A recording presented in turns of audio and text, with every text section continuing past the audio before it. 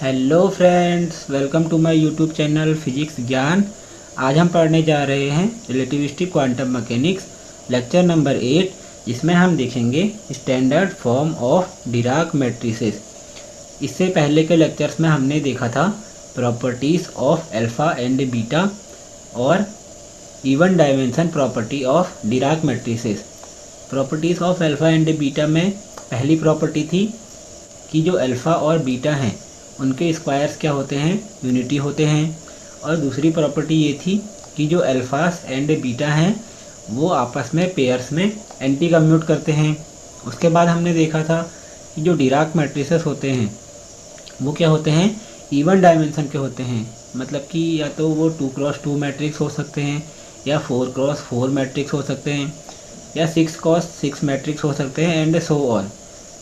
तो सबसे पहले डिराक ने ट्राई करा कि जो मैट्रिसेस हो सकते हैं ये 2x2 मैट्रिसेस हो सकते हैं।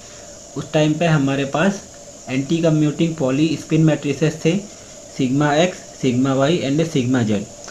तो ये तीन मैट्रिक्स ऐसे थे जो आपस में एंटी कम्यूट कर रहे थे और इनके स्क्वायर्स भी क्या होते हैं, यूनिटी होते हैं। तो हमारे पास जो चौथा मैट्रिक्स आएगा 2x2 का जिसका स्क्वायर यूनिटी हो वो क्या आएगा, आइडेंटिटी मैट्रिक्स आएगा 1 0 0 1। सबसे पहले हमने ये चेक करा कि ये जो हमारे चार मैट्रिसेस हैं ये हमारे डिराक मैट्रिसेस हो सकते हैं या नहीं। अब देखिए, ये पहली प्रॉपर्टी को तो सक्सेसफुली सेटिस्फाई कर रहे हैं कि जो डिराक मैट्रिसेस का स्क्वायर होता है वो यूनिटी होता है। लेकिन ये जो एंटी कम्यूटिंग प्रॉपर्टी होती है डिराक मैट्रिसेस की उसे सेटिस्फाई नहीं कर रहे हैं, क्योंकि ये जो आई मैट्रिक्स है, ये जो आइडेंटिटी मैट्रिक्स है, ये सिग्मा एक्स, सिग्मा वाई और सिग्मा जेड सभी के साथ क्या कर जाएगा, कम्यूट कर जाएगा। तो हम ये बोल सकते हैं कि ये जो चार मैट्रिसेस हैं ये डिराक मैट्रिसेस नहीं हो सकते। These matrices can not be Dirac matrices because they did not satisfy conditions of alpha and beta. अब इसके बाद डिराक ने ट्राई करा कि जो मैट्रिक्स हो सकते हैं वो 4x4 मैट्रिक्स हो सकते हैं। तो उसके लिए हमने बीटा को लेट किया कुछ इस टाइप से कि हमने बीटा को माना i 0 0 -i, जहाँ i क्या है, आइडेंटिटी मैट्रिक्स है 2x2 ऑर्डर का, और जो 0 है ये नल मैट्रिक्स को रिप्रेजेंट कर रहा है 2x2 का। तो हमारा जो बीटा आया वो ये आया। पिछले लेक्चर में हमने प्रूव करा था कि जो बीटा में डायगोनल एलिमेंट्स होते हैं वो या तो +1 हो सकते हैं या -1 हो सकते हैं, और जो ट्रेस ऑफ बीटा होता है वो 0 होता है। तो इन्हीं सब कंडीशंस को ध्यान में रखते हुए हमने बीटा को कुछ इस टाइप से एज्यूम कर लिया। तो अब हम बीटा की हेल्प से निकालेंगे कि हमारे जो अल्फ़ा मैट्रिक्स आएंगे वो किस टाइप के होंगे। अब हमारे पास अल्फ़ा एंड बीटा की एंटी कम्यूटिंग प्रॉपर्टी होती है, अल्फ़ा के बीटा प्लस बीटा अल्फ़ा के इज इक्वल्स टू 0, जहाँ के हमारा है एक्स वाई जेड। जब हम लेफ़्ट हैंड साइड में ये मल्टीप्लाई करेंगे तो हमें एक मैट्रिक्स मिलेगा जिसका आई जेथ एलिमेंट कैसे आएगा, ये आएगा alpha I J B I plus B J, जहाँ बी आई क्या है, जो बीटा मैट्रिक्स है उसका डायगोनल एलिमेंट्स है, और बी जे भी जो बीटा मैट्रिक्स है उसका डायगोनल एलिमेंट्स है। अब हम इस मल्टीप्लिकेशन के 1/2 एलिमेंट की बात करते हैं।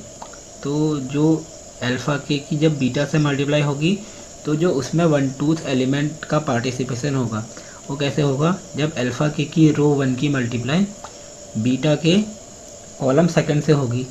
अब बीटा के जो कॉलम सेकंड है उसमें तो सारे एलिमेंट्स 0 हैं, बस ये जो सेकंड वाला एलिमेंट है इसकी वैल्यू 1 है।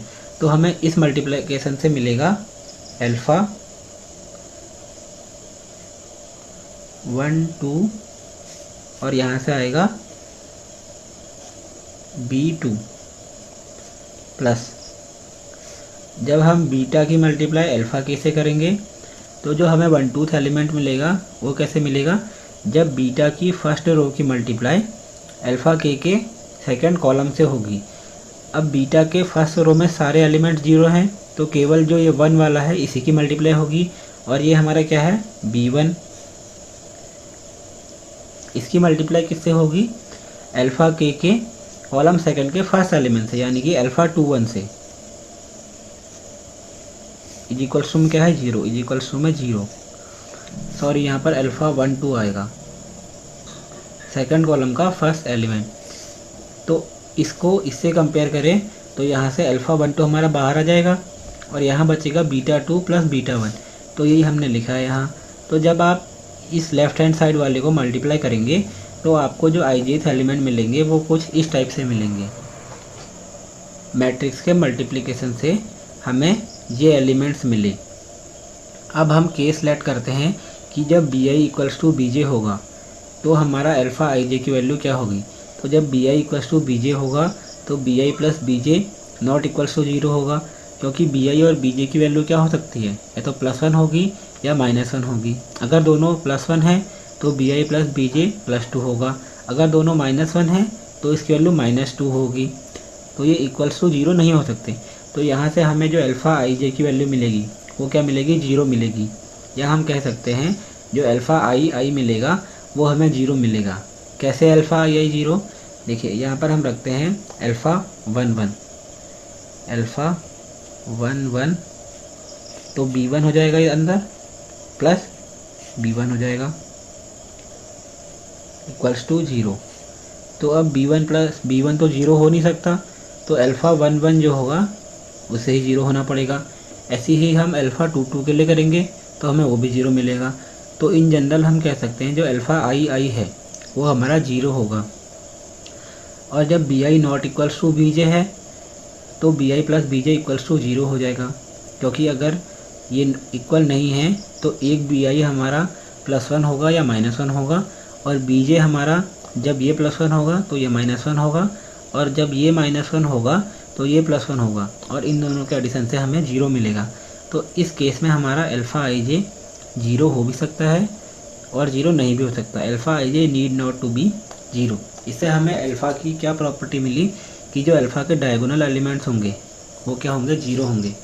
अब हम लेट करते हैं कि जो अल्फ़ा x है वो कुछ इस टाइप से है, alpha x 1 1, alpha x 1 2, alpha x 2 1, alpha x 2 2। यहाँ जो alpha x 1 1, alpha x 1 2, alpha x 2 1 और अल्फ़ा x 2 2 लिखे हैं, ये भी हमारे क्या हैं 2 क्रॉस 2 के मैट्रिक्स हैं, ठीक है। तो अब डायगोनल एलिमेंट्स तो 0 हैं, तो ये वाले मैट्रिक्स जो होंगे अल्फ़ा x 1 1 और अल्फ़ा x 2 2 ये हमारे नल मैट्रिक्स हो जाएंगे। तो इनकी जगह पर 0 0 आ जाएगा, और यहाँ अल्फ़ा x 1 2 अपनी जगह रहेगा, अल्फ़ा x 2 1 भी अपनी जगह रहेगा। अब हम अल्फ़ा x का स्क्वायर निकालते हैं। तो अल्फ़ा x का स्क्वायर निकालेंगे तो ये मल्टीप्लाई ये 2 बार अल्फ़ा x को हम मल्टीप्लाई कर देंगे। तो जब हम इसकी फर्स्ट रो को फर्स्ट कॉलम से मल्टीप्लाई करेंगे तो हमें ये मिलेगा, और जब फर्स्ट रो को सेकंड कॉलम से मल्टीप्लाई करेंगे तो हमें 0 मिलेगा। ऐसे ही जब सेकंड रो को फर्स्ट कॉलम से मल्टीप्लाई करेंगे तो हमें 0 मिलेगा, और जब सेकंड रो को सेकंड कॉलम से मल्टीप्लाई करेंगे तो हमें ये मिलेगा। ये मल्टीप्लाई आप कर सकते हैं, बहुत ईजी मल्टीप्लाई है। तो अब हमें पता है जो अल्फ़ा x का स्क्वायर होता है उसकी वैल्यू क्या होती है, 1 होती है, और ये इक्वल्स टू आया है इसके। तो यहाँ से हमें क्या मिलेगा, alpha x 1 2 multiply alpha x 2 1 is equals to 1, and alpha x 2 1 into alpha x 1 2 is equals to 1। यहाँ से हम देख सकते हैं कि जो अल्फ़ा x 1 2 है और अल्फ़ा x 2 1 है इसकी वैल्यू भी 1 है, और अल्फ़ा x 2 1 और अल्फ़ा x 1 2 इसकी वैल्यू भी 1 है। यानी कि जो अल्फ़ा x 1 2 है और अल्फ़ा x 2 1 है ये आपस में क्या कर रहे हैं, कम्यूट कर रहे हैं।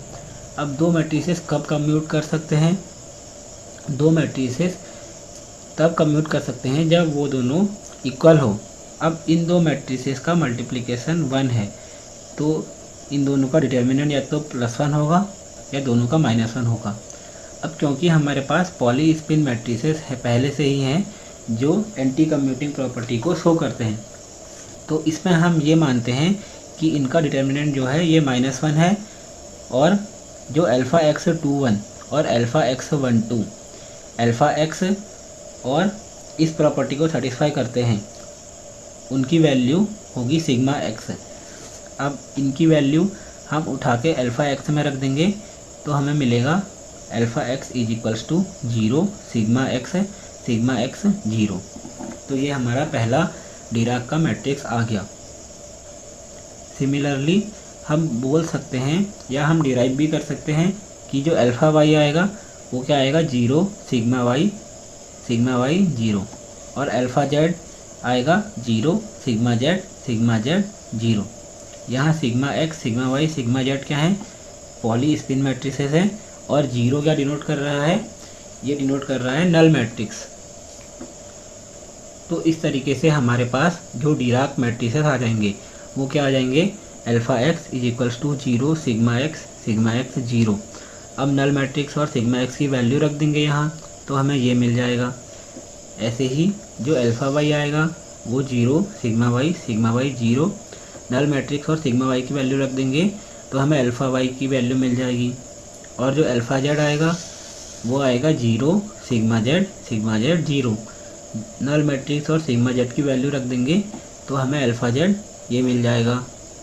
और बीटा जो हमने शुरू में लेट कर लिया था वो हमारा है आई 0 0 माइनस आई, तो बीटा हमारा ये आ गया। आज के लेक्चर में हमने देखा कि डिराक मैट्रिसेस जो होते हैं उनकी स्टैंडर्ड फॉर्म क्या होती है। देखिए डिराक मैट्रिसेस इन जनरल में आप कुछ भी लेट कर सकते हैं जो अल्फास एंड बीटास की प्रॉपर्टीज़ को सेटिस्फाई करे, लेकिन जो इन मैट्रिसेस की स्टैंडर्ड फॉर्म होती है वो स्टैंडर्ड फॉर्म हमने आज के लेक्चर में डिस्कस करी है। होप करता हूँ आपको ये वीडियो समझ आई होगी। मिलते हैं किसी और लेक्चर में, तब तक के लिए थैंक यू सो मच।